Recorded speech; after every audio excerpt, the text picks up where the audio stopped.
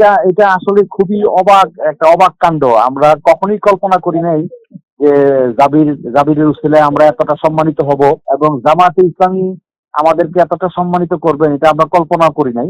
তো সত্যিকার অর্থে জামাত ইসলাম তো আসলে প্রথম থেকেই এই জুলাইকে ধারণ করতো।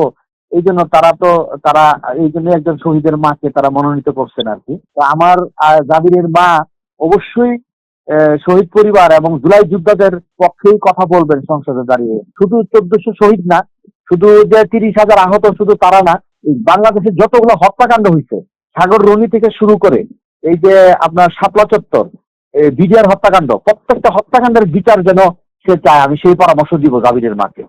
1400 শহীদ, এই যে আপনার জাতিসংঘের রিপোর্ট অনুযায়ী 1400 শহীদ এবং এই যে প্রায় 30,000 আহত, যারা খুব যারা খুব বেশি আহত, তাদের জন্য সরকারকে এই সংসদে দাঁড়িয়ে জাবিরের মা অবশ্যই চাপ দিবে তাদের চিকিৎসা, তাদের বাসস্থান, তাদের যে পুনর্বাসন করা, শহীদ পরিবারের যে একটা পুনর্বাসন, তাদের স্বাস্থ্য, তাদের খাদ্য, বস্ত্র, বাসস্থান, এই 5টা মৌলিক বিষয় নিয়ে যেন তারা সন্তুষ্ট থাকে 1400 শহীদ পরিবার এবং আহতরা।